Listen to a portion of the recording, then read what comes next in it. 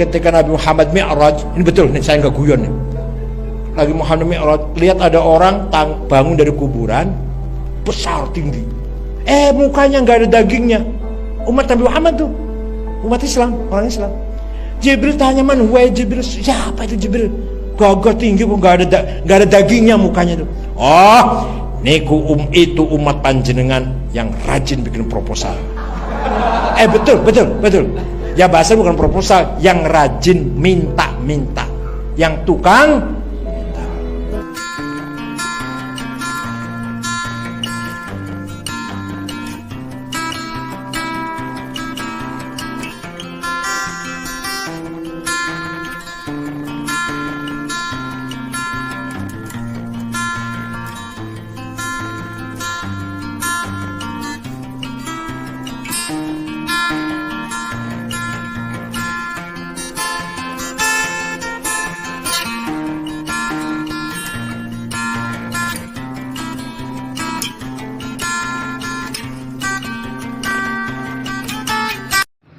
Assalamualaikum warahmatullahi wabarakatuh. Assalamualaikum warahmatullahi wabarakatuh.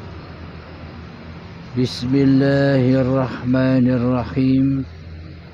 Ashhadu an la ilaha illallah wa ashhadu anna Muhammadar Rasulullah. Allahumma salli ala sayyidina Muhammad wa ala ali sayyidina Muhammad.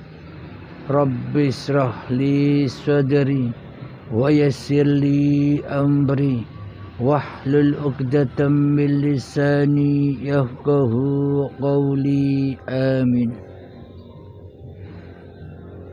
Bismillahirrahmanirrahim.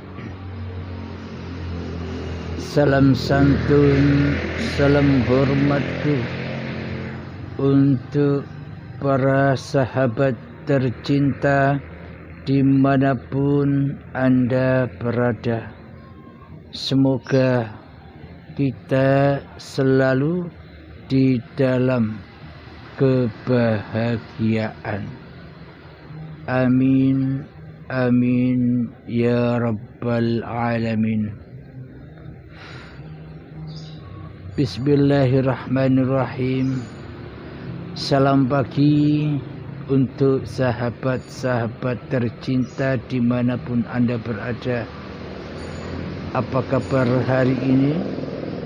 Semoga pagi ini kita selalu di dalam keridhaan Allah Subhanahu wa ta'ala.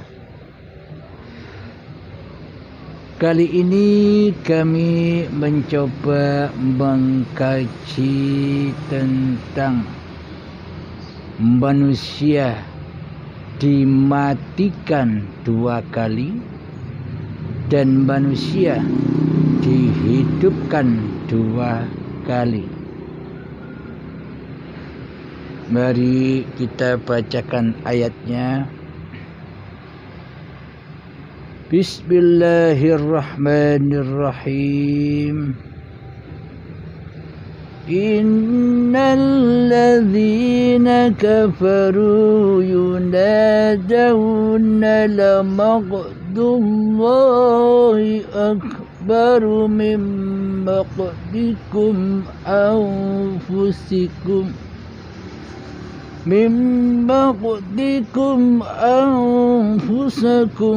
idh tad'auna ilal imani fatakfurun. Qalu rabbana amattana nataini wa ahyaytana natain fa'tarafna bidhunubina fahal ila khurujin min sabil. Artinya, Sesungguhnya orang-orang yang kafir diserukan kepada mereka, sesungguhnya kebencian Allah lebih besar daripada kebencianmu kepada dirimu sendiri, karena kamu diseru untuk beriman lalu kamu kafir. Mereka menjawab, "Ya Tuhan kami, Engkau telah mematikan kami 2 kali dan telah menghidupkan kami 2 kali pula. Lalu kami mengakui dosa-dosa kami, maka adakah sesuatu jalan bagi kami untuk keluar dari jalan ini?" Yakni dari jalan kekufuran itu, yakni dari jalan keingkaran itu, yakni dari jalan kesyirikan itu, yakni dari jalan persekutuan itu. Surat Al-Mu'min ayat 11. Shadaqallahul azim. Maka jelaslah seluruh manusia itu pasti mati. Mati maksudnya mati jiwanya di sisi Allah. Kullu nafsin dha'iqatul maut. Sesuatu yang bernyawa pasti mengalami kematian. Jadi setiap manusia pasti pernah kufur, pernah ingkar hatinya kepada Tuhannya, kecuali manusia yang dikehendakinya, seperti para nabi, seperti para rasul, seperti para aulia Allah. Merekalah yang dikehendaki Allah bisa kembali menuju jalan fisabilillah. Akan tetapi mayoritas manusia tidak bisa menuju jalan itu tanpa bimbingan manusia yang duduk di makom itu, atau manusia yang kembali dengan paksa, yakni baiat paksa oleh Allah di saat hari perhitungan, hari pembalasan, ketika tiba-tiba ajal menjemput, matanya terbelalak, bagaimana mau pulang, kepada jalan pulang saja tidak tahu, bagaimana mau mati, sedangkan ia masih cinta kehidupan manusianya, sedangkan ia masih cinta badan-badan manusianya, sedangkan ia masih cinta pada istri dan suaminya, sedangkan ia masih cinta pada anak-anaknya, dan sedangkan ia masih cinta kepada hubbud dunya, harta-hartanya, ilmu-ilmunya, amal-amalnya yang membuat menyiksa diri manusianya. Karena saat di dunia merekalah yang paling sangat amat dicintainya selain Allah. Jadi cintanya saat hidupnya itu selain Allah, maka yang diberhalakan, maka yang dipertuhankan selama ini di hatinya ya selain Allah itu, yang bakal menyiksanya kelak di saat hari pembalasan. Alhamdulillahirabbil alamin. Sudah ditegaskan di dalam Al-Quran bahwa manusia 2 kali mati dan 2 kali hidup. Jadi ayatnya menyebutkan hidup dulu, menyebutkan kematian dulu, bukan kehidupan. Yang pertama kematian 2 kali, dan yang kedua kehidupan 2 kali. Bismillahirrahmanirrahim. Mayoritas manusia memahami bahwa kematian yang pertama adalah ketika nanti badan-badannya sudah mati, badan-badannya sudah tak bernyawa, badan-badannya ketika itu dikubur di kuburan seperti ini. Inilah pemahaman mayoritas manusia bahwa kematian yang pertama itu adalah ketika badan-badannya sudah mati dan dikubur di kuburan, yakni badan-badannya secara zahiriyah dan secara syariatnya sudah mati dan dikubur di kuburan yang zahir pula, kuburan syariat seperti ini. Pengertian manusia demikian di saat kematian yang pertama.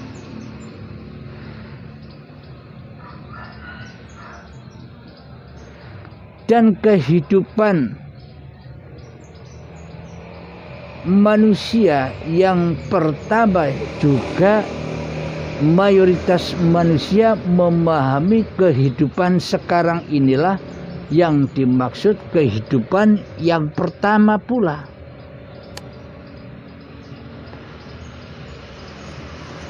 Jadi saat di dunia ini ada kehidupan dan ada kematian, ada kematian dan ada kehidupan.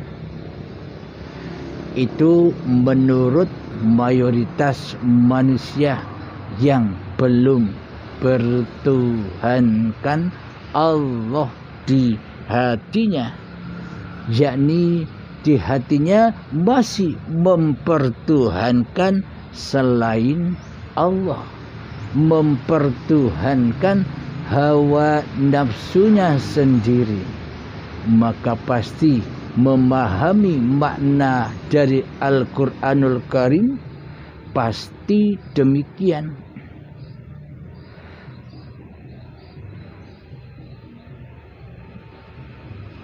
Kemudian kehidupan yang kedua disangka mayoritas manusia hidup yang ketika di akhirat nanti, ketika manusia dibangkitkan dari alam kuburnya seperti kecambah nyukul pluk pluk pluk pluk. Bayangan angan-angan manusianya kan demikian. Jadi hari kebangkitan itu diangan-angankan, dimisal-misalkan seperti bangkitnya badan ini dari alam kubur, seperti kecambah pluk pluk pluk. Begitu kan selama ini? Karena selama ini yang jadi Tuhan manusianya, karena yang berkuasa atas aktivitas selama ini adalah badan-badannya, maka bayangan-bayangannya, maka angan-angannya, maka ilustrasi-ilustrasinya, seluruh ayat itu hanya memandang perjalanan-perjalanan badan-badannya. Jadi alam-alam gaib yang katanya nanti adanya setelah kematian itu disangkanya semua itu perjalanan badannya. Ketika hidup di dunia ini badannya, ketika kematian itu datang kematian badannya, ketika di saat dikubur itu yang disiksa badannya, ketika nanti kiamat yang bangkit adalah badannya, ketika di akhir nanti badan-badannya, ketika melewati ketika di alam hisab nanti badannya, ketika saat melewati siratal mustaqim itu badannya, ketika masuk di neraka dan surga itu badannya.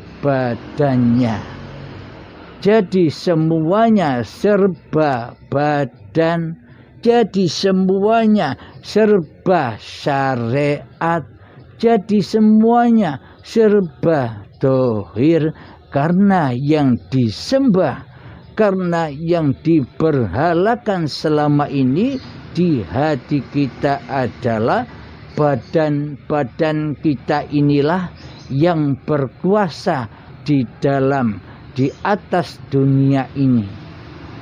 Seolah-olah badan ini yang berkuasa untuk berdiri, seolah-olah badan inilah yang berkuasa untuk duduk sendiri, seolah-olah badan inilah yang berkuasa jalan sendiri, seolah-olah badan inilah yang berkuasa mandi sendiri, seolah-olah badan inilah yang berkuasa memasak sendiri, seolah-olah badan inilah yang berkuasa untuk sholat sendiri, seolah-olah badan inilah yang merasa berkuasa untuk beribadah sendiri, seolah-olah badan inilah yang merasa berkuasa untuk zikir atau zuhud sendiri, seolah-olah badan inilah yang bisa berkuasa untuk kerja sendiri dan sebagainya.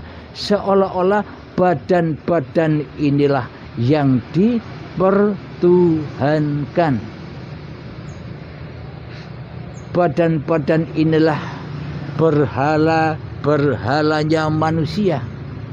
Jadi tingkatan-tingkatan neraka itu bercabang-cabang ketika manusia memberhalakan dirinya, memberhalakan badan-badannya, maka badan orang lainnya yang dipandangnya juga diberhalakan.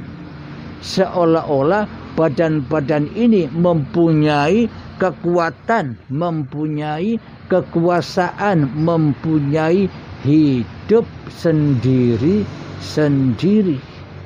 Karena kita selama ini belum bertuhan, masih ateis, masih kafir, masih kufur, masih syirik, dan hati selalu mensekutukan Allah dengan diri manusia kita. Kami bacakan lagi artinya agar nanti bisa memahaminya.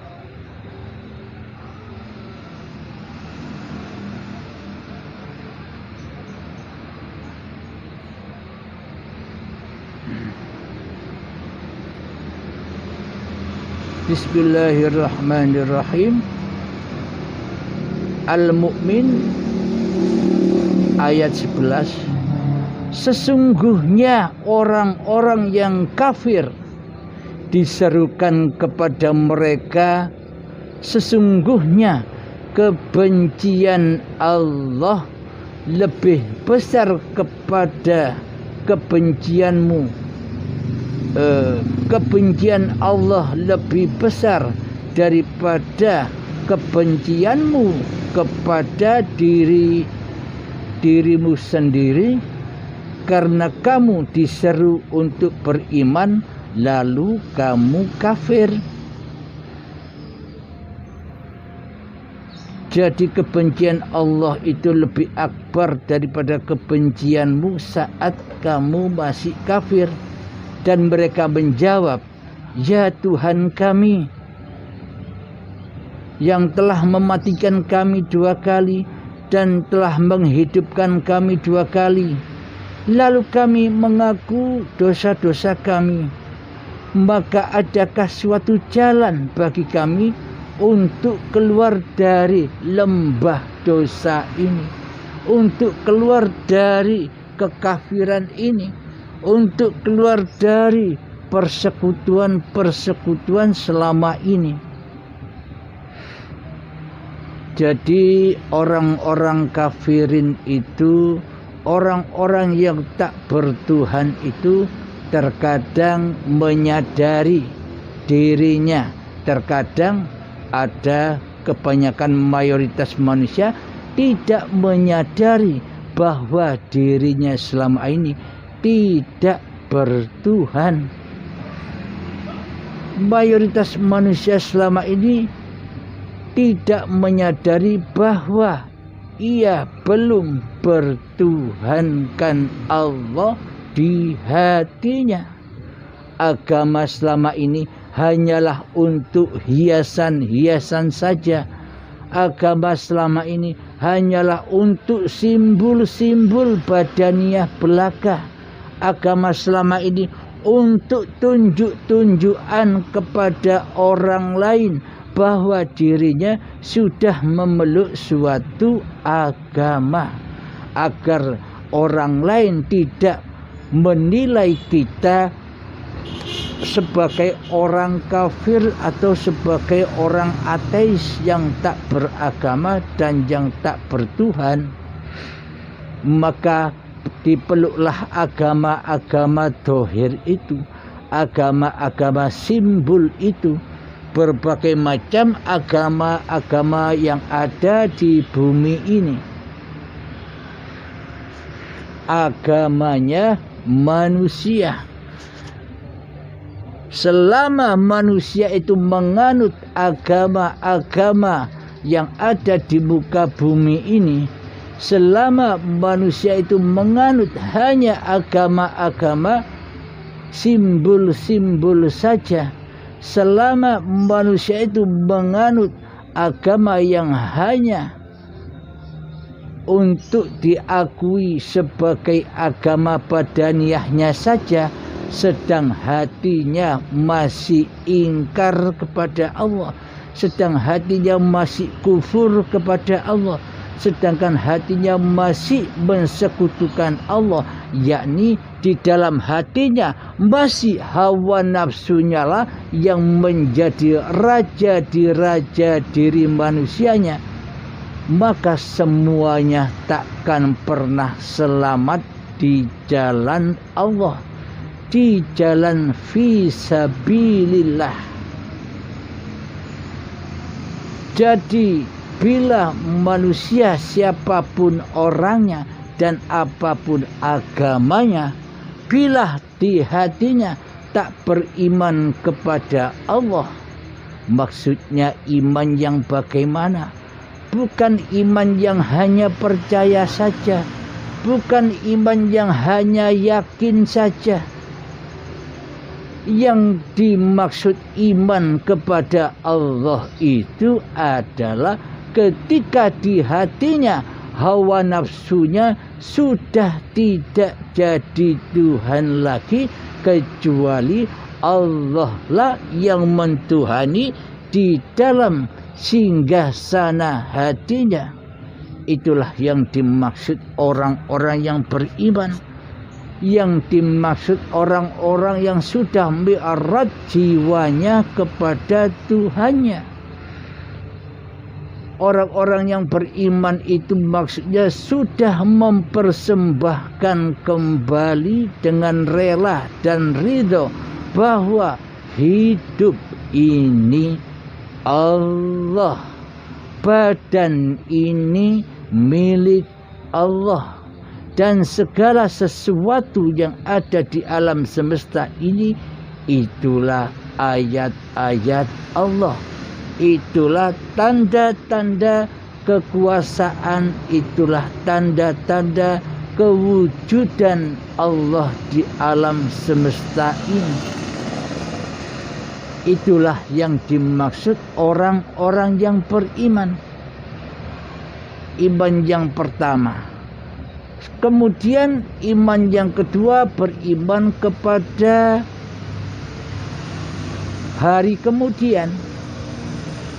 Ketika manusianya sudah tidak menjadi Tuhan lagi di hatinya, hari kemudian kan yang ada hanyalah Allah yang berkuasa atas diri manusianya. Jadi semua af'al yang terjadi, jadi semua aktivitas yang terjadi pada badan ini adalah af'alnya Allah. Itu iman yang kedua. Iman yang ketiga, beramal soleh. Jadi yang dimaksud amal soleh itu apa? Kegiatan aktivitasnya badan yang diaf'ali oleh Allah Ta'ala, itulah yang dimaksud amal yang soleh. Amal yang dilakukan oleh Allah sendiri, amal yang sudah lillahi ta'ala. 3 pilar iman inilah yang ada di surat Al-Baqarah ayat 62. Siapapun Anda, apapun agama Anda, dan siapapun kalian, bila tiga pilar iman pokok ini yang diperuntukkan untuk seluruh manusia, bila kita memegang 3 pilar pokok iman ini, maka kita akan diberi pahala di sisi Allah, dan kita tidak merasa ketakutan dan bersedih hatinya di dalam kehidupan ini, yakni sudah menjadi aulia Allah. Imannya iman seperti para nabi-nabi dahulu, imannya seperti para rasul-rasul dahulu, imannya seperti para aulia-aulia Allah dahulu, yakni hatinya mentauhidkan Allah daripada mentauhidkan hawa nafsunya sendiri di hati kita. Jadi yang ada hanyalah Allah. Manusianya sudah tak ada lagi, makhluk-makhluknya sudah kembali di dalam kekuasaan Tuhannya. Inilah yang dimaksud orang-orang yang beriman. Jadi selama ini mayoritas manusia tidak menyadari bahwa iman kepada Allah itu iman yang seperti ini, iman yang original, iman yang dibawa oleh para nabi dan para rasul serta para aulia Allah. Kebanyakan mayoritas manusia yang disangka iman selama ini, imannya hanyalah kepada makhluk. Yang pertama, iman kepada Allah. Allah makhluk. Selama ini kita kan mengenal hanya namanya saja. Mengenal Allah hanya namanya saja, hanya tulisan saja. Nama Allah bisa ditulis, bisa dilihat, bisa didengar. Itu kan makhluk. Jadi selama ini kita tidak beriman kepada siapa yang mempunyai nama Allah itu. Kita selama ini hanya beriman kepada nama. Sedangkan kepada pemilik nama kita selama ini tidak beriman. Karena di dalam hati kita yang jadi Tuhan selama ini adalah hawa nafsu kita sendiri. Karena selamanya hawa nafsu iblis dan setan yang terkutuk ini tidak mau, tidak rela, tidak ridho bahwa bila dirinya itu tidak ada. Jadi manusia, jadi hawa nafsu, jadi iblis dan setan itu tidak akan pernah rela dan ridho bila dirinya ditiadakan, bahwa dirinya bersujud kepada Adam, bersujud kepada ketiadaannya, yakni iblis dan setan serta hawa nafsu manusia ini selamanya tidak akan rela dan tidak akan ridho bila dia dikatakan tidak ada. Jadi itulah penyebab-penyebabnya bahwa selama ini kita imannya hanya kepada makhluk, sedangkan Allah sang pencipta diri kita sendiri selama ini kita jadikan makhluk. Tidak terasa Allah ditiadakan seperti tiadanya diri manusia kita. Allah digoibkan seperti kegoiban diri manusia kita. Allah kita matikan seperti kematian diri manusia kita. Jadi Allah selama ini kita jadikan makhluk, dan kedudukan Allah selama ini dan sifat-sifatnya kita akui sebagai milik kita, sebagai sifat kita selama ini. Coba direnungkan, coba disadari, apakah benar demikian sobat?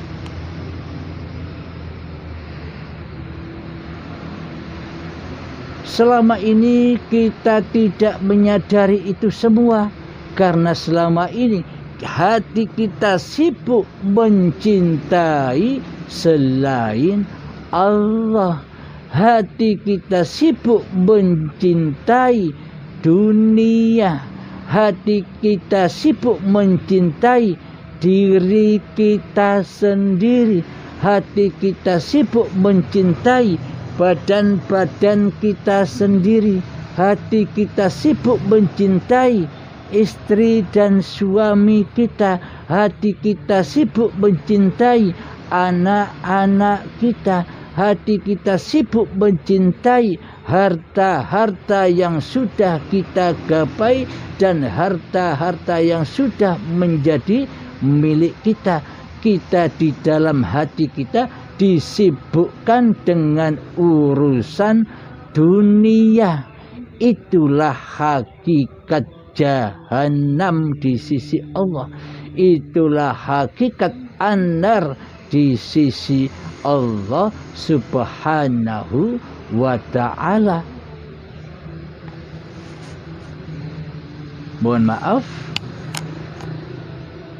mau minum dulu.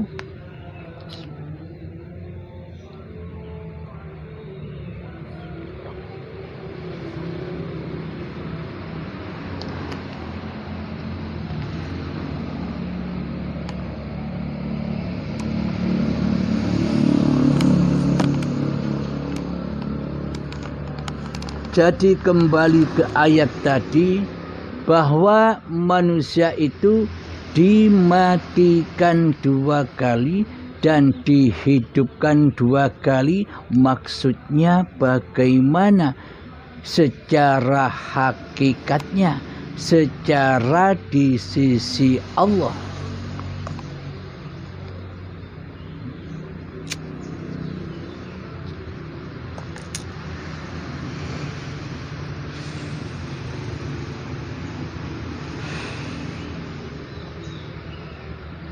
Coba buka kitab Al-Quran Qadim Anda masing-masing. Masuklah ke dalam diri Anda masing-masing. Coba pahami, resapi, tafakuri apa yang kami katakan, yang kami paparkan. Silahkan masuk ke dalam diri masing-masing, bertapalah di dalamnya dan dengarkan titah-titah Allah. Fahami resapi apa yang dipaparkan ini. Bismillahirrahmanirrahim.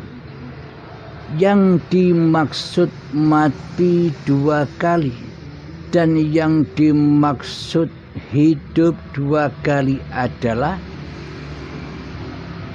ketika kita cikal bakal badan ini tercipta dari yang mati, yakni tanah yang mati. Itulah kematian pertama.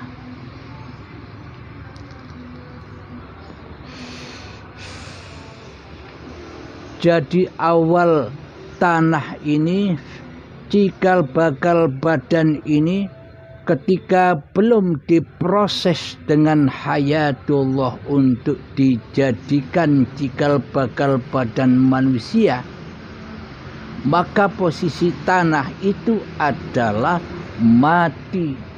Jadi itulah kematian pertama.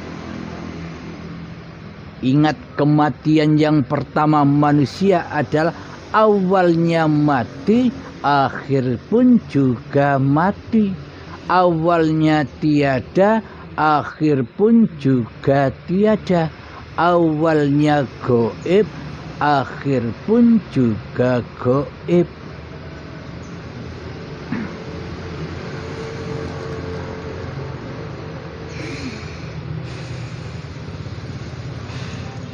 Jadi pegang erat-erat di hati kita dan kepahaman kita yang selama ini salah di sisi Allah, memahami ayat-ayatnya Allah. Jadi kematian adalah sebelum cikal bakal badan ini diproses oleh hidup. Jadi kematian pertama ya asal manusia itu mati. Itulah kematian yang pertama.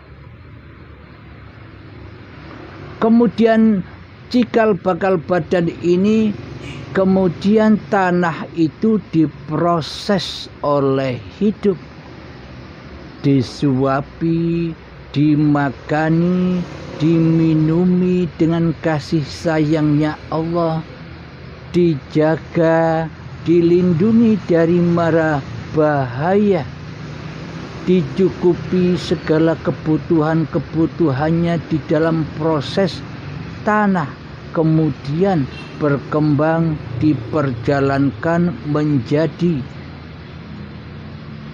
tumbuh-tumbuhan. Jadi prosesnya dari tanah dicukupi, dibimbing, dipapah oleh Allah dengan kasih sayangnya, disuapi, dimakani, diminumi, dijaga oleh Allah hingga menjadi tumbuh-tumbuhan. Itulah kisah-kisah sejarah diri manusia kita.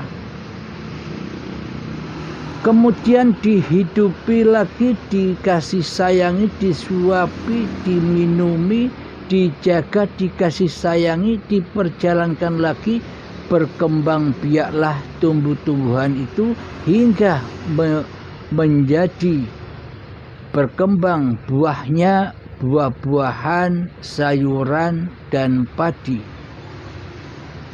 Jadi cikal bakalnya badan ini pernah ada di tanah, pernah ada di tumbuh-tumbuhan, pernah ada di buah-buahan, sayuran, dan padi, pernah ada di hayawan ternak yang makan rumput-rumputan, yang makan hasil bumi. Cikal bakal badan kita pernah ada di sana, tapi kita tidak tahu apa-apa. Jika badan ini milik kita, mestinya kita tahu apa-apa. Seluruh proses perjalanan cikal bakal badan ini tercipta bila memang badan ini milik kita.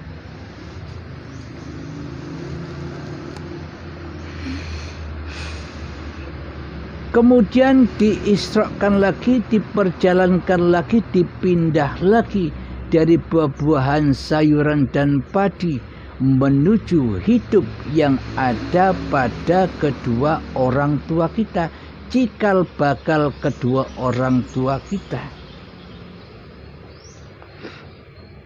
Jadi cikal bakal kedua orang tua kita tanpa Allah, tanpa hidup, apakah ada kedua orang tua kita? Jadi adanya kedua orang tua kita ya karena Allah, ya karena hidup. Jadi setelah makanan, buah-buahan, sayuran dan padi itu dimakan, dikonsumsi oleh kedua orang tua kita, hidup yang ada di kedua orang kita lah yang mencukupi segala kebutuhan, yang menjaga cikal bakal kedua orang tua kita ini. Bukan Allahnya yang makan, bukan Allahnya yang minum, tapi Allah itu memakani, meminumi makhluk-makhluknya, mencukupi segala kebutuhan makhluk-makhluknya agar terproses. Bukan Allah yang butuh makan dan minum. Jadi makan dan minum itu adalah kebutuhan makhluk-makhluk yang diciptakannya. Maka dipenuhilah seluruh kebutuhan-kebutuhan makhluknya.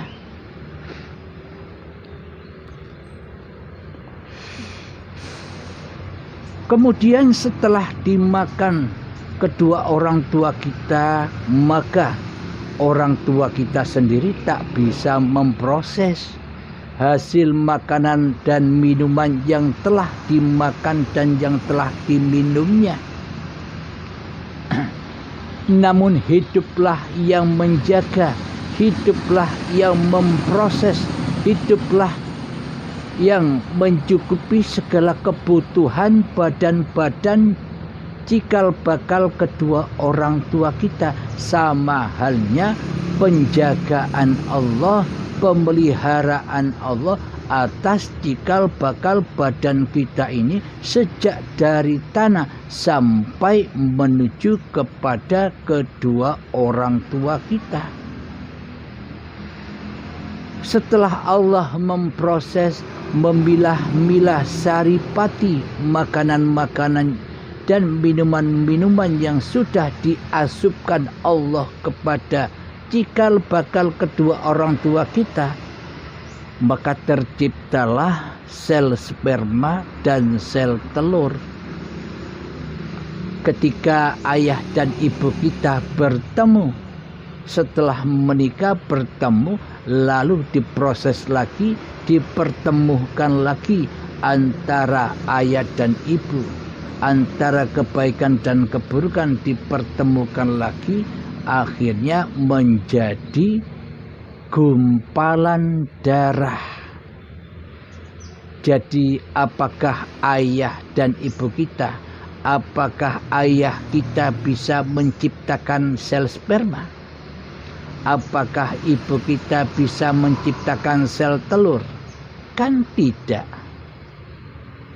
Semuanya urusan Allah, semuanya pemeliharaan Allah, semuanya di dalam kekuasaan Allah sebagai penciptanya.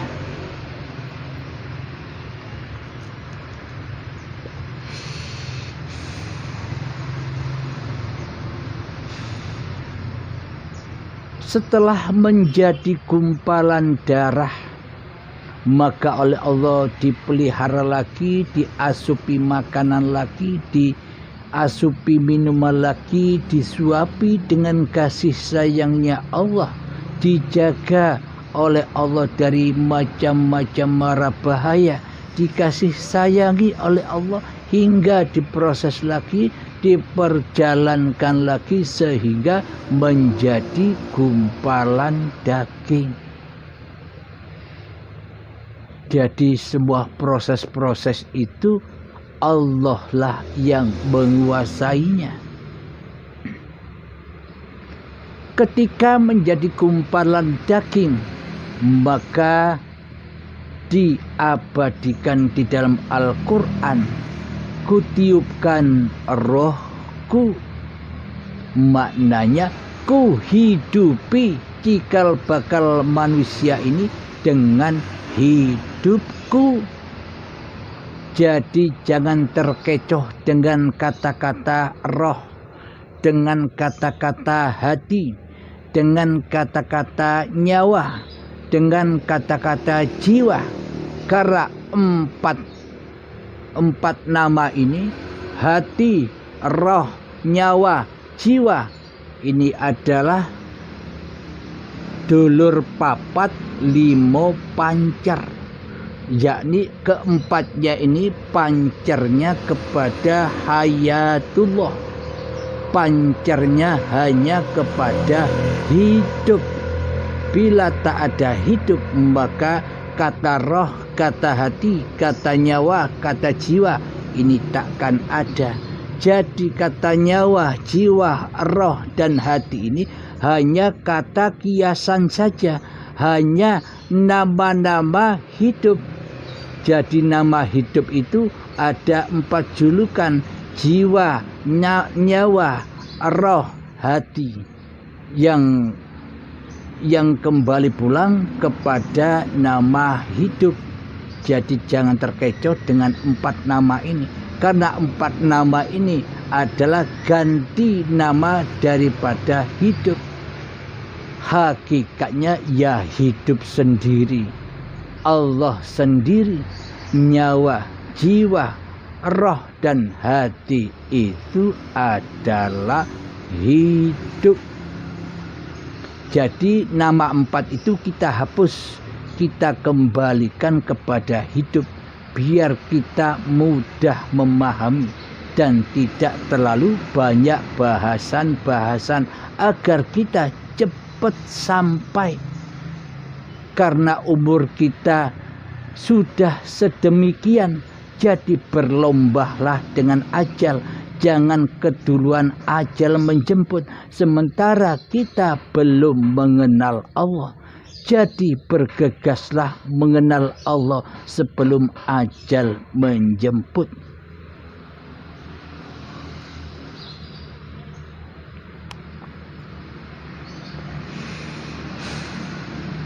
Seolah-olah manusia menyangka, mayoritas manusia menyangka adanya kehidupan itu di saat dimulai dari saat manusia masih berupa gumpalan daging. Seolah-olah saat itulah manusia mulai dihidupkan. Bila anggapan mayoritas manusia, kutiupkan rohku, saat itulah manusia dihidupkan. Lalu ketika saat jadi tanah diproses itu, prosesnya siapa yang memproses? Jadi maknanya sejak dari tanah sampai kepada tumbuhan, sampai kepada buah-buahan, sayuran dan padi, sampai menjadi sperma dan sel telur, hingga menjadi gumpalan darah, itu sama dengan kutiupkan rohku. Jadi dengan ditiupnya ruhullah, jadi ketika hayatullah sejak memproses dari tanah sampai menjadi gumpalan daging itu, sudah ditiupkan roh itu. Maksudnya sudah dihidupi dengan hidupnya Allah. Karena manusia itu sejatinya mati, tidak punya hidup, maka Allah menghidupinya dengan hidupnya. Jadi hidup itu bukan manusia, tapi Allah.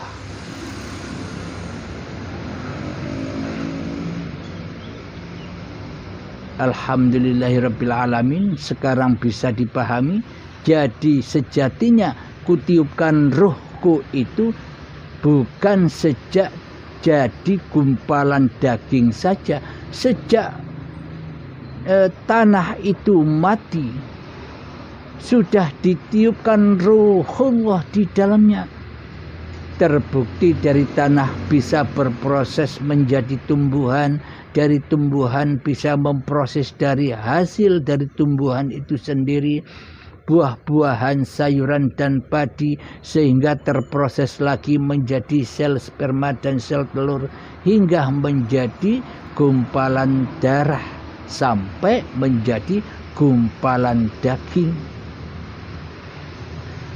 Jadi diabadikannya di dalam Al-Quran ketika masih menjadi gumpalan daging, kutiupkan rohku, agar manusia tahu bahwa sesungguhnya kutiupkan rohku itu bukan berawal dari gumpalan daging saja.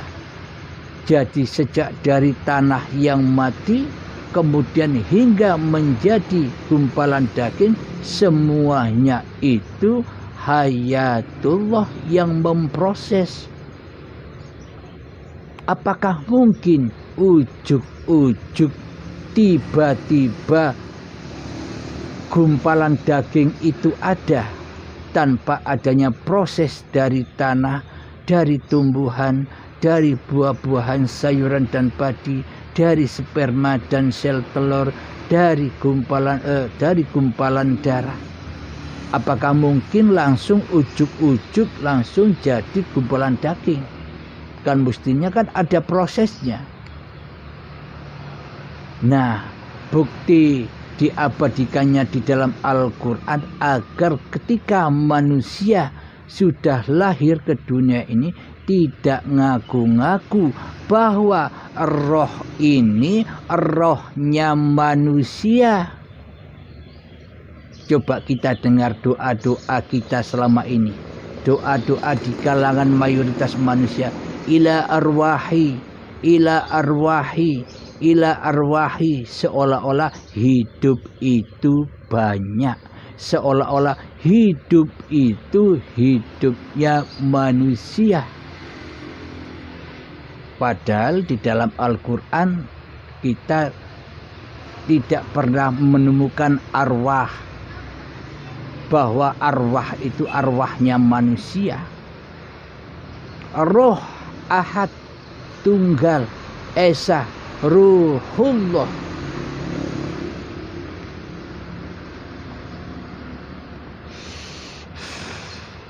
Mari kita lanjutkan.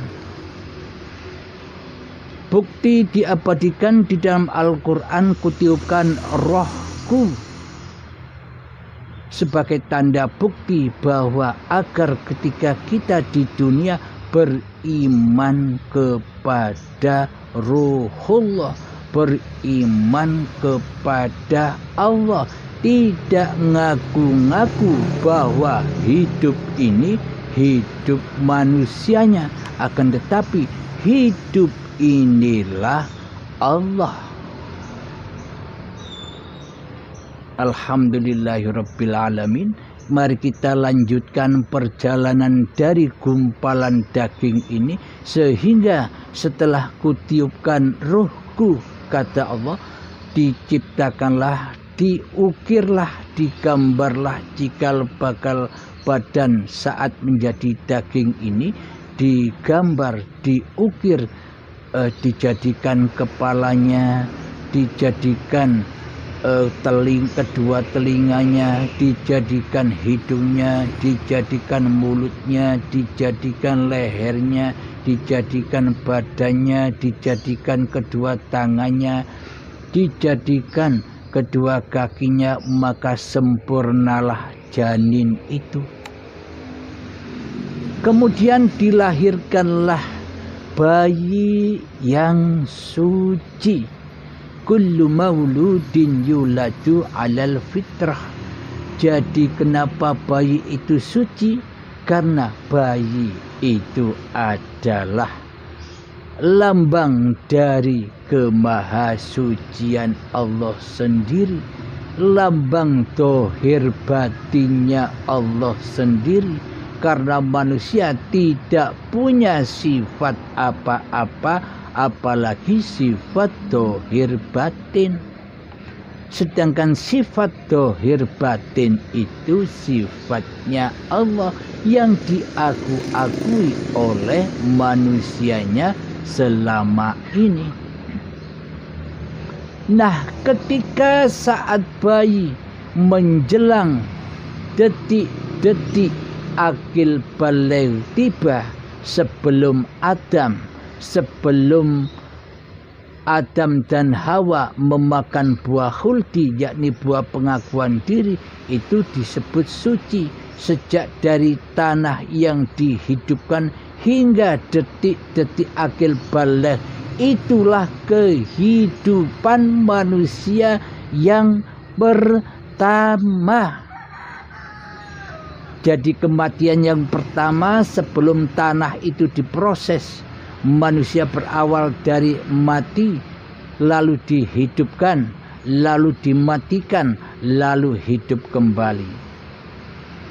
Jadi kehidupan manusia yang pertama itu adalah sejak terprosesnya tanah sampai menjadi bayi hingga detik akil baligh tiba, itulah kesucian.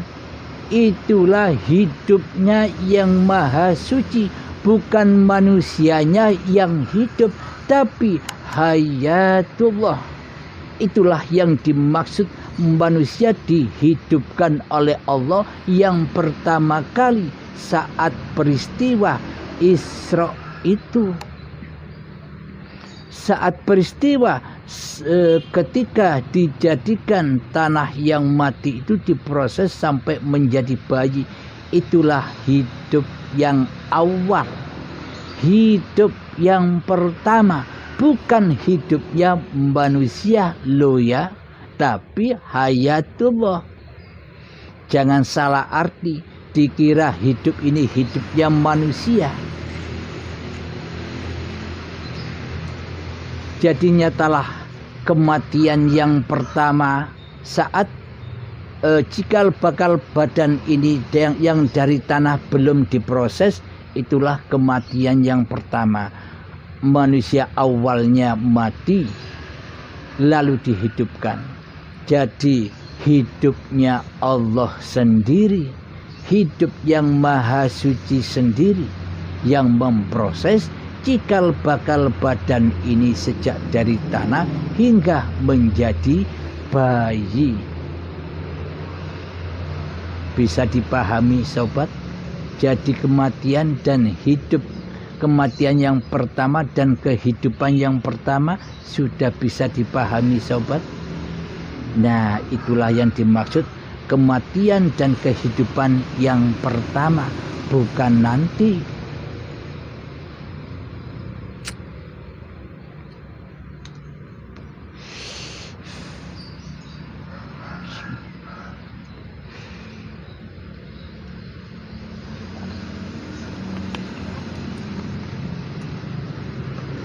Kematian yang pertama sudah kita lewati, dan kehidupan yang pertama pun sudah kita lewati, tanpa kita bisa menyaksikan apa-apa di dalam kematian dan kehidupan yang pertama.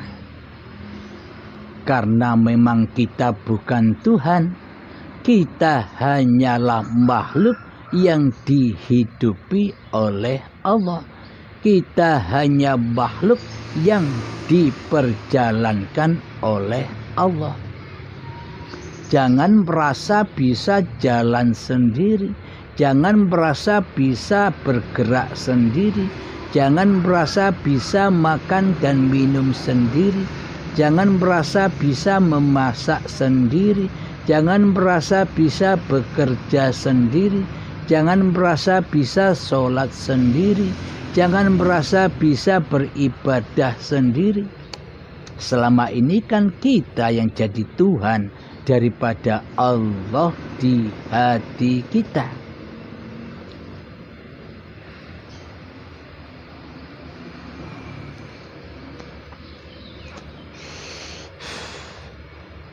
Kematian dan kehidupan yang pertama sudah kita pahami bersama. Siapapun orangnya, tak peduli orang Islam, orang Nasrani, orang Yahudi, orang Sabi'in, semua manusia perjalanannya sama. Tidak ada yang beda, karena semua manusia itulah hakikatnya hamba-hamba Allah, berwalikan kepada Allah. Seluruh manusia itu jadi khalifahnya Allah, jadi wakil-wakil Allah di muka bumi ini, bukan orang Islam saja. Luaskan pengetahuan Anda, luaskan ketauhidan Anda.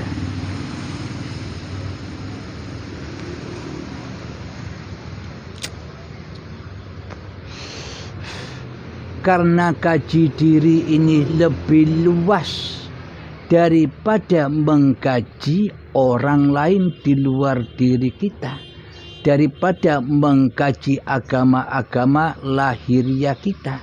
Kaji diri inilah lebih luas dan dalam maknanya.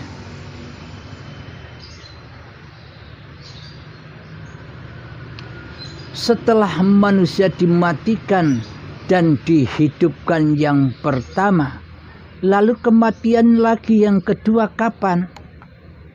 Apakah menunggu badan-badan kita ini mati?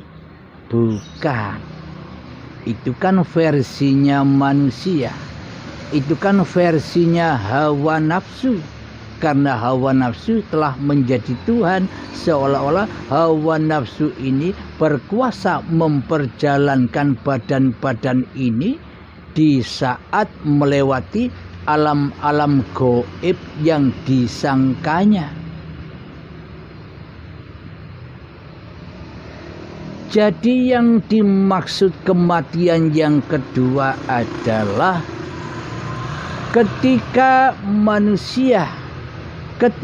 Adam mulai memakan buah khuldi,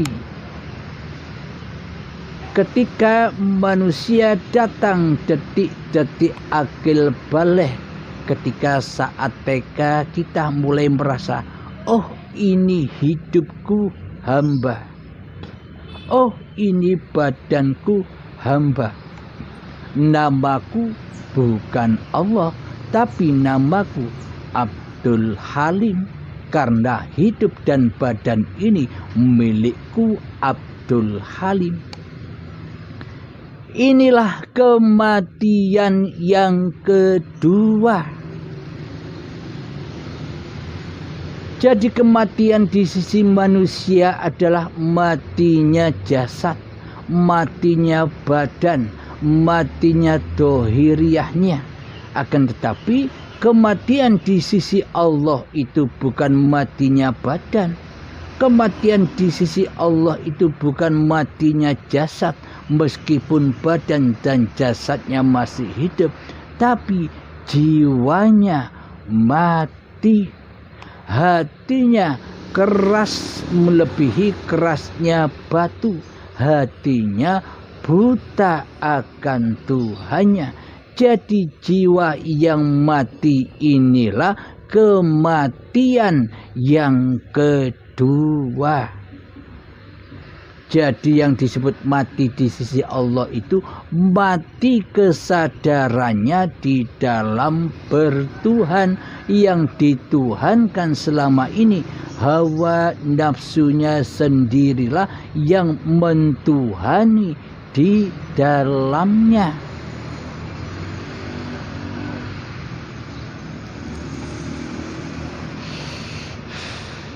Maka dari itu, ketika manusia mati yang kedua ini, maka dikubur. Jiwa yang mati ini dikubur oleh Allah. Dikubur di mana? Bukan dikubur kuburan ini. Kuburan ini kan versinya manusia, anggapan manusia, angan-angannya manusia. Jadi Allah menguburkan jiwa-jiwa yang mati ini adalah di kuburan badan-badan ini yang dari tanah ini. Jadi jiwa yang mati dikubur di dalam badan. Jadi kuburannya bisa jalan-jalan, kuburannya bisa ke pemakaman ketika ditalkin oleh Pak Mudin. Itu kan yang ditalkin bukan mayat yang dipendam di kuburan itu. Tapi yang ditalkin oleh Pak Mudin itu sejatinya mayat yang mati di dalam diri kita. Jiwa yang mati itulah yang ditalkin. Marrabbuka, siapakah Tuhanmu? Akan tetapi yang ditalkin waktu ziarah kubur sambil mengakak-ngakak, sambil bergurau dan rokokan. Padahal hatinya ditalkin oleh Pak Mudin. Coba logika, pakai akal pikir kita. Apakah mungkin Pak Mudin itu bisa menalkin mayat yang mana mayat itu sudah tidak ada hidupnya lagi, sudah tidak ada pengertiannya lagi, sudah tidak ada pendengarannya lagi? Apakah mungkin bisa mendengarkan talqin dari Pak Mudin, sedangkan mayat-mayat itu sudah dipendam, ditumpuk oleh tanah-tanah? Apakah mungkin mayat bisa mendengar? Coba pakai logika kita. Kan tidak mungkin.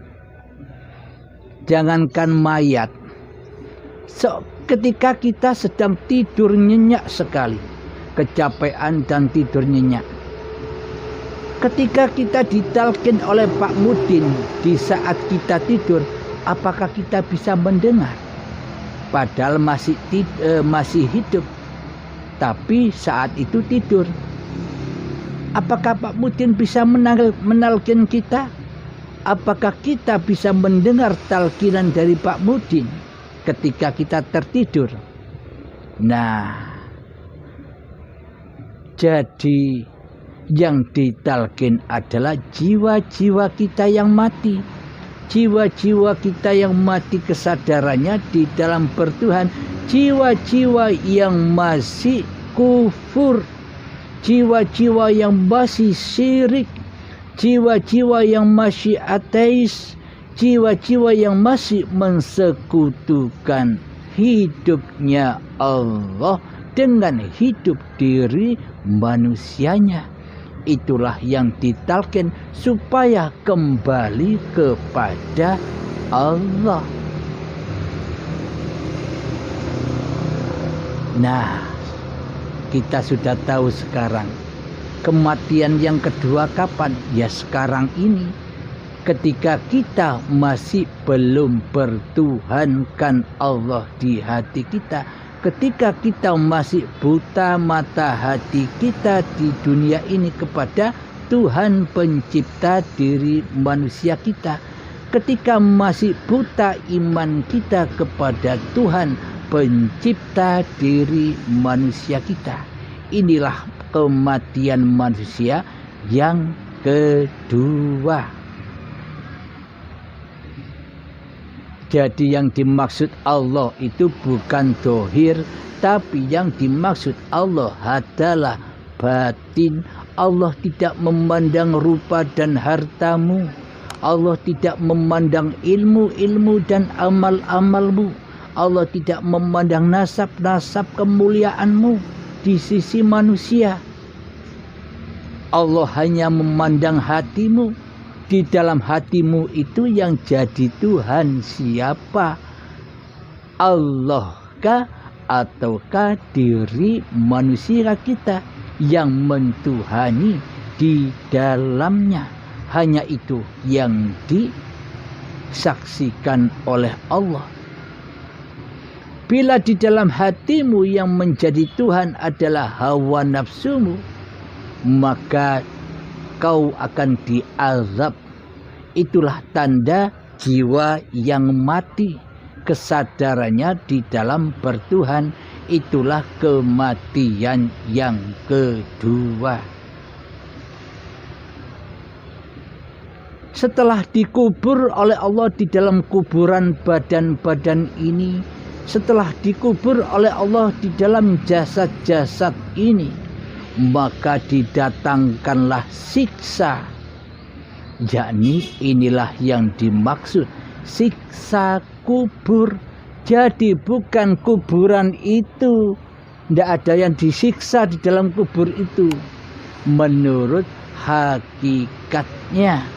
Kalau menurut syariatnya ya ada siksa, tapi sejatinya tak ada. Yang disiksa itu di dalam kuburan-kuburan yang berjalan ini. Disiksa dengan apa? Disiksa dengan anugerah dan bencana. Disiksa dengan ketaatan dan kemaksiatan. Disiksa dengan kebaikan dan keburukan.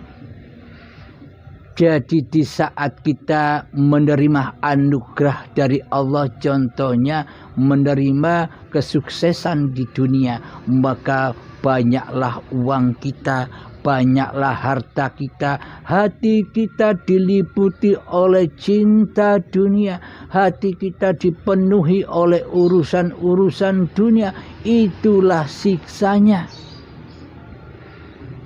Hati kita diliputi dengan rasa bangga, rasa mulia, rasa lebih tinggi daripada yang lainnya, sehingga hati kita selalu kufur kepada Allah. Itulah siksa. Di dalamnya kita sering takut kehilangan hartanya, takut rugi bisnisnya, takut suatu saat nanti hartanya tiba-tiba raib. Itulah ketakutan manusia. Meskipun kelihatannya kaya raya secara dohirnya, tapi di dalam hatinya penuh dengan siksaan dan siksaan, penuh tuntutan dan tuntutan hidup. Itulah hakikatnya siksa kubur. Kemudian setelah anugerah disiksa pula dengan bencana. Apakah bencana yang dimaksud? Bencana yang dimaksud adalah ketika manusia dalam keadaan terjepit. Kalau tadi anugerah itu manusia dalam keadaan lapang dunianya. Yang kedua, bencana manusia terjepit dunianya, keadaan miskin, kurang ini, kurang itu, takut tidak makan, takut tidak bisa memenuhi kebutuhan keluarga kita, takut dicemooh manusia, takut diolok-olok manusia, dan semuanya serba takut dan ketakutan di dalamnya, baik anugerah dan bencana. Dan lucunya dan ending puncak ketakutannya adalah takut mati, takut goib, takut tiada, yaitu takut kepada hakikat sifat jati diri manusianya sendiri. Inilah yang dimaksud manusia takut kepada manusia, tidak takut kepada Tuhannya. Karena manusianya tidak bertuhan, karena manusianya mati jiwanya, maka disiksalah di dalamnya. Karena di dalamnya manusia merasa menjadi Tuhan, karena manusianya merasa menjadi penguasa, karena di dalamnya manusia merasa bisa mengurusi seluruh kebutuhannya dan kebutuhan keluarganya, hingga disiksa dan diperbudak oleh dunia dan segala urusan-urusannya.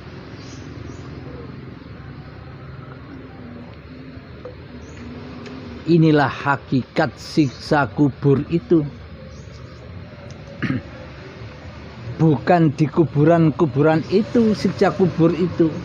Yang disiksa, yang bertakziah kepada mayat itulah hati yang disiksa di dalam kuburan-kuburannya sendiri. Nanti kita buktikan secara logika. Jadi kematian manusia yang kedua adalah kematian jiwanya. Ketika manusia masih jadi Tuhan di dalam dirinya sendiri daripada Allah. Jadi hal inilah yang ditakutkan orang-orang yang kufur. Yang ditakutkan oleh kita yang selama ini tidak mengenal Allah.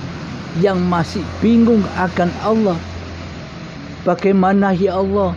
Bagaimana cara kembali kepadamu ya Allah? Bagi orang-orang yang belum bertuhan pasti begitu.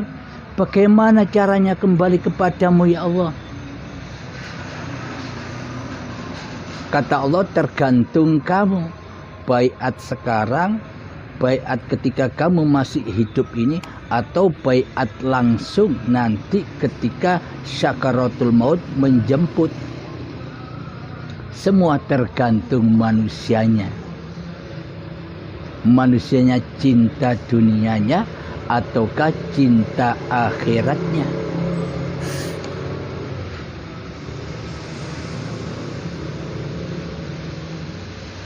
Jadi terkadang manusia itu bisa memahami ilmu-ilmunya Allah, tapi masih manusianya yang merasa paham, yaitu belum sampai. Karena kemanusiaannya yang merasa bermakrifat, pasti akan bertemu dengan hari pembalasan. Karena jika manusianya yang masih merasa memahami paparan-paparan di YouTube ini, paparan apa saja, bila manusianya yang masih menjadi Tuhan, yang masih merasa paham dengan paparan-paparan ini, selamanya akan disiksa oleh Allah. Jadi pada intinya manusia hanya berguru kepada buku atau YouTube tanpa ada gurunya, sehingga hawa nafsunya yang menjadi gurunya, sehingga hawa nafsunya menyesatkan kepahamannya, hingga manusianya gemar berdebat tentang ketuhanan. Coba saksikan di grup-grup WA, di grup-grup Facebook, bila manusia masih suka berdebatan tentang ilmu ketuhanan, berarti yang paham masih manusianya. Dikira manusianya bisa bermakrifat kepada Allah, maka tunggulah baiatan akbar di saat hari pembalasan yang tiba-tiba datangnya.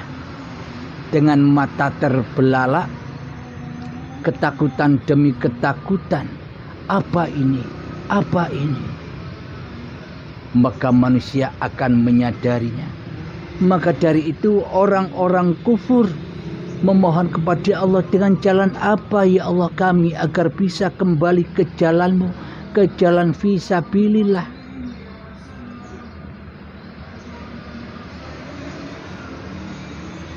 Ya, dengan jalan beriman kepada Allah yang benar-benar iman. Maksudnya yang sudah tiada lagi manusianya yang berkuasa. Jadi tak ada debat-debat lagi. Tandanya kalau masih ada debat-debat di hati manusia, itu masih manusianya yang merasa makrifat. Manusianya masih menjadi Tuhan, yang merasa dirinya sudah makrifat. Padahal manusia itu tidak akan pernah bisa makrifat kepada Allah. Karena manusia tidak ada, bagaimana mungkin manusia bisa bermakrifat? Jadi makrifatnya manusia itu hanya kembali kepada makrifat hakikat sejati diri manusianya yang mati, yang tak ada, yang gaib. Setelah itu yang makrifat ya Allah sendiri. Makrifatullah, bukan makrifatun nas. Makrifatun nasnya hanya kepada manusianya yang Adam, yang tak ada, yang tak hidup, yang tak wujud, yang tak bisa kuasa apapun.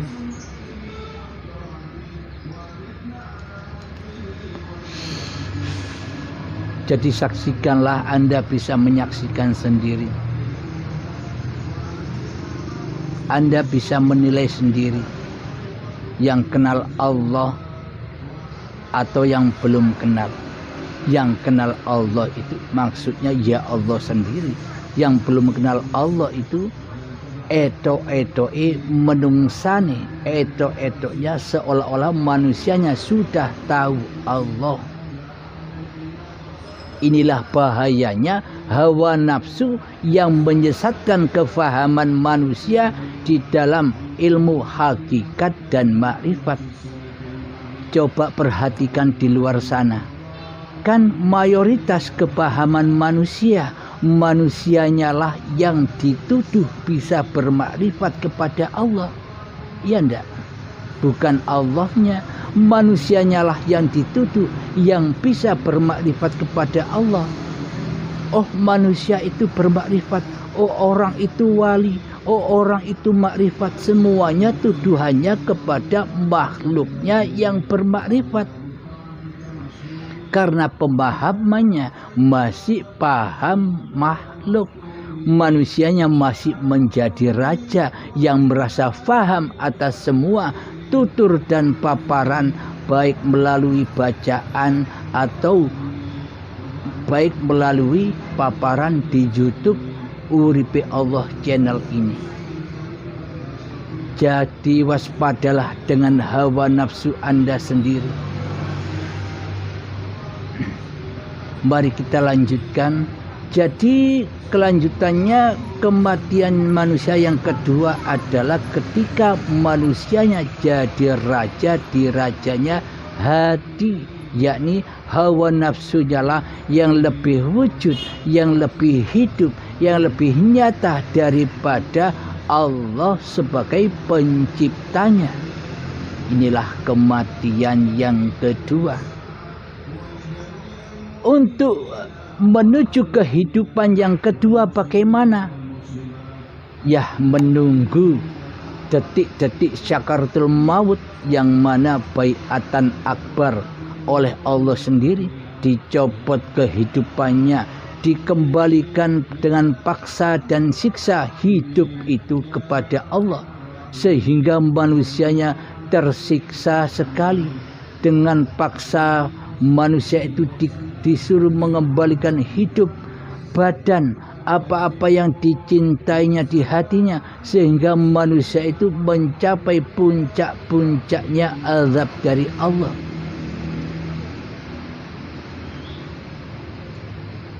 Kemudian setelah dicabut semua apa-apa yang diakui oleh manusia, meskipun dengan azab dan siksa yang amat pedih, pada intinya azab dan siksa yang pedih itu kan proses pensucian manusianya, disucikan kembali menjadi suci, disucikan dari pengakuannya selama ini, disucikan dari pengakuan hidupnya, disucikan dari kekuasaan hidupnya selama ini, sehingga suci kembali. Ketika mayat sudah mati, plek, lalu dimandikan, diwudukkan oleh Allah, disolatkan oleh Allah, oleh hidup. Jadi bukan manusianya yang memandikan, jadi bukan manusianya yang mewudukkan, jadi bukan manusianya yang mensolatkan. Itulah tanda kebesaran Allah. Jadi semua adalah lakunya hidup, lakunya hayatullah. Dan ketika manusia sudah jadi mayat, maka dibungkus dengan kain kafan yang putih. Itulah tanda kesucian kembali tanda hidup yang kedua. Jadi hidup manusianya sudah lebur, hancur, kembali ke alam ketiadaan, kembali ke alam kegoiban, maka bangkitlah hayatullah, kembali ke rahmatullah. Itulah hidup yang kedua. Setelah hidup yang kedua, dikembalikanlah kepada Tuhannya. Jadi semua manusia, siapapun itu, ini keterangan yang agak aneh tapi nyata. Jadi seluruh manusia, siapapun dan apapun agamanya, bila sudah tiada, bila sudah mati, maka sudah selesailah peran-perannya di dunia ini. Selesailah peran kekhalifaannya di dunia ini. Selesailah peran wakil-wakil hidup di dunia ini. Maknanya inna lillahi, darikulah yang suci, dari tanah sampai menjadi bayi itu dari Allah. Darikulah yang suci, karena di situ hanyalah yang ada hayatullah. Wa inna ilaihi raji'un, dan ku kembalikan kepadakulah yang suci semua apa yang telah aku ciptakan. Jadi manusia bila sudah jadi mayat, sama halnya seperti jadi bayi lagi, pulang kepada asal usulnya, yakni tanah, yakni kesucian. Yakni kesucian Allah sendirilah yang memproses semua kejadian itu. Jadi seluruh manusia yang sudah mati, yang sudah jadi mayat, yang sudah tak ada hidup dan pengakuan diri manusianya, semuanya sudah selamat, sudah selesai panggung-panggungnya, sudah selesai gelar-gelarnya, sudah selesai cerita-ceritanya. Maka Allah akan menciptakan manusia yang baru lagi, manusia yang baru lagi yang akan datang dan sampai akhir zaman. Maka kita ilustrasikan begini. Ayo kita pakai logika, karena manusia butuh logika. Karena manusia itu menerima dengan hal yang logika. Contoh, ketika bayi kita kan masih belum ada.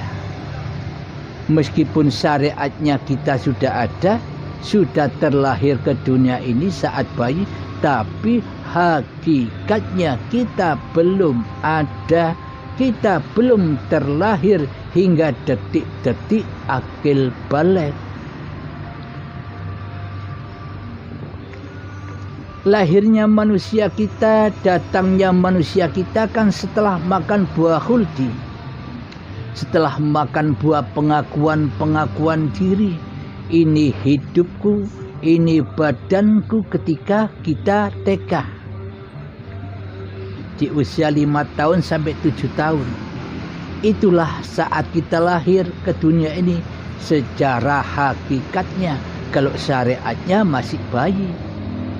Hakikatnya ketika sejak datangnya detik-detik akil balik, itulah kita terlahir.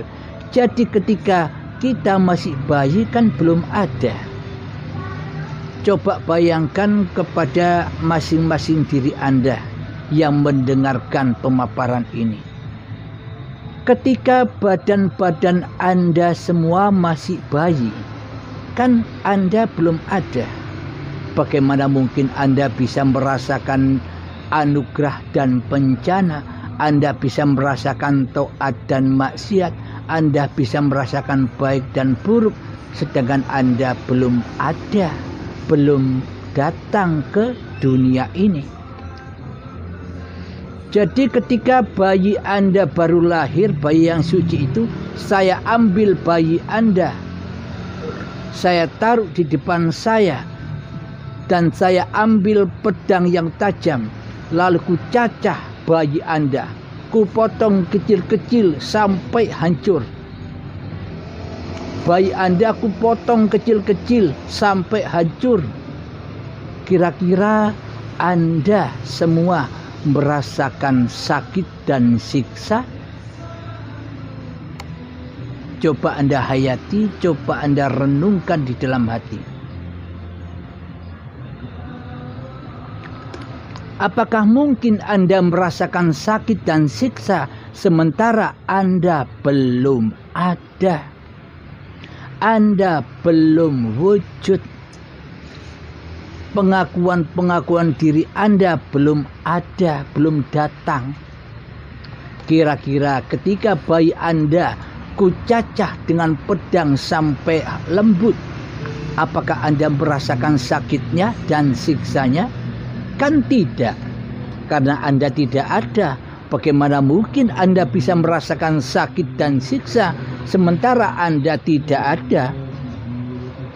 Jadi yang bisa merasakan sakit dan siksa itu ketika kita mati jiwanya, ketika kita mulai makan buah khuldi, itulah siksa dan sakit. Jadi sakit dan siksa itu ada ketika diri manusia kita masih menjadi Tuhan, masih menjadi penguasa di dalam hati ini. Itulah yang dimaksud sakit dan siksa. Itulah siksa kubur dan itulah hakikat an-nar, neraka jahanam di sisi Allah yang berbahan bakarkan badan-badan manusia dan hati yang keras melebihi kerasnya batu. Nyata bukan? Jadi ketika Anda masih bayi, ku cacah dengan pedang badan-badan bayi Anda, kan Anda tidak merasakan sakit, tidak merasakan siksa, karena Anda belum bisa mengaku-ngakui bahwa hidup ini hidup Anda. Anda belum bisa mengaku-ngakui bahwa badan ini badan Anda, karena Anda belum ada, masih gaib. Tolong resapi ini, resapi sobat. Terus kita ketika Anda saat mati nanti badannya sudah ditinggal oleh hidup, sudah tiada pengakuan hidup ini hidupku, badan ini badanku hamba, sudah tiada suci bersih dari pengakuan manusianya. Ketika sudah jadi mayat, ketika mayat itu saya ambil, mayat Anda saya ambil, saya taruh di depan saya, ku cacah lagi, ku pedang lagi sampai kecil-kecil. Kira-kira Anda merasakan sakit apa tidak? Jika Anda masih merasakan sakit, berarti yang jadi Tuhan masih Anda. Berarti Anda masih hidup. Berarti Anda masih mengaku-ngakui bahwa hidup dan badan ini milik Anda. Berarti Anda belum mati. Jika Anda sudah mati badannya, berarti kan sudah tak ada lagi pengakuan hidup dan badan ini. Apakah mayat-mayat itu bisa ngaku-ngaku? Oh, ini hidupku, oh ini badanku, jangan keras-keras. Itu kan bayangan manusia yang hidup. Itu kan angan-angan manusia yang masih merasa mengaku-ngakui bahwa hidup dan badan ini milik manusianya. Karena agama dan bertuhannya masih angan-angan, semuanya diangan-angankan. Jadi ketika mayat sudah mati, meskipun dicacah dengan pedang, dilembutkan daging-dagingnya, kan tidak ada rasa sakitnya, karena manusianya sudah tidak ada lagi, sudah kembali ke asalnya, sudah kembali ke alam baka, alam goibnya. ke alam baka kelanggengannya. Apa kelanggengan manusia? Mati, tidak hidup, tidak wujud, tidak kuasa, tidak berkuasa, sakit. Jadi tidak ada sakit lagi bila manusianya, bila hidup sudah tak teraku-akui oleh manusianya. Nah, ketika jadi mayat saja, ketika saya potong-potong itu kan tidak merasa sakit manusianya, karena manusianya sudah tidak ada, sudah kembali ke rahmatullah, sudah hidup, sudah kembali kepada esanya Allah. Coba renungkan, apakah mungkin di kuburan-kuburan yang seperti ini di dalamnya ada siksa kubur?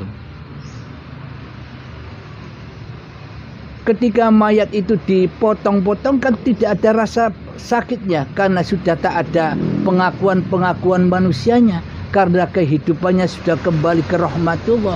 Apalagi di dalam kuburan yang zahir ini ya sudah tak ada lagi, tak ada siksa lagi. Adanya siksa karena manusianya di dalam hatinya belum bertuhan. Contohnya begini, ketika kita diproses dari Allah, ketika saat dari tanah sampai menjadi bayi, apakah kita bisa merasakan proses-proses kejadian itu? Apakah kita bisa merasakan kenikmatan atau kesengsaraan di dalamnya? Kan kita tidak tahu.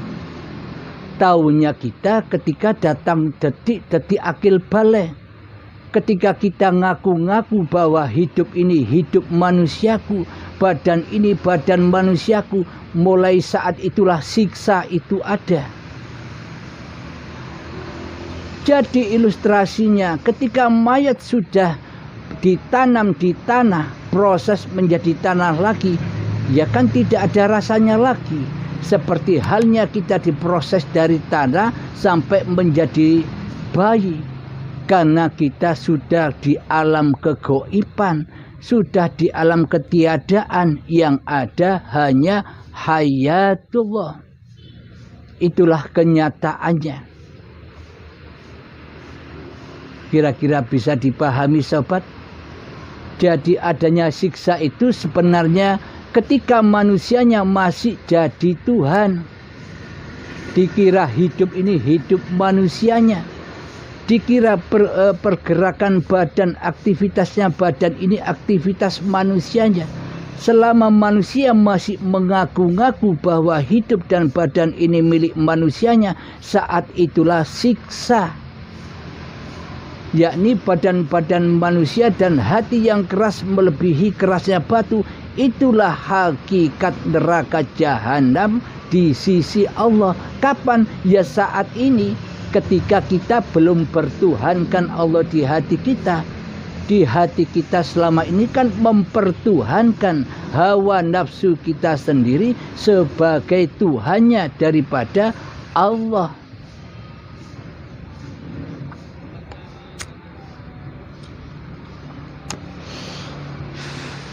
Jadi orang-orang kafir berharap kepada Allah, dengan jalan apa ya Allah agar aku bisa kembali ke jalan-Mu?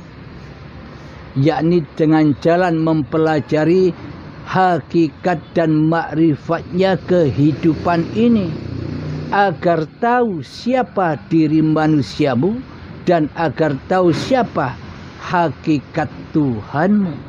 Man arafa nafsahu, barang siapa tahu siapa hakikat diri manusianya, faqad arafa rabbahu, maka ia akan mengenal Tuhannya.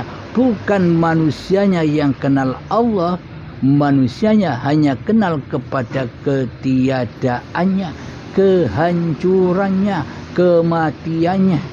Barulah esalah Allah. Alhamdulillahirabbil alamin. Inilah sekilas perjalanan-perjalanan sejarah-sejarah diri manusia kita, agar membuka hati kita bagaimana cara bertuhan kepada Allah, bagaimana cara menapaki jalan fisabilillah. Jadi jangan memperturutkan hawa nafsumu yang merasa faham atas semua paparan ini, agar Anda tidak bingung lagi. Yang merasa ingat, yang merasa lupa, ingat lupa kepada Allah, kan selama ini diri manusia kita.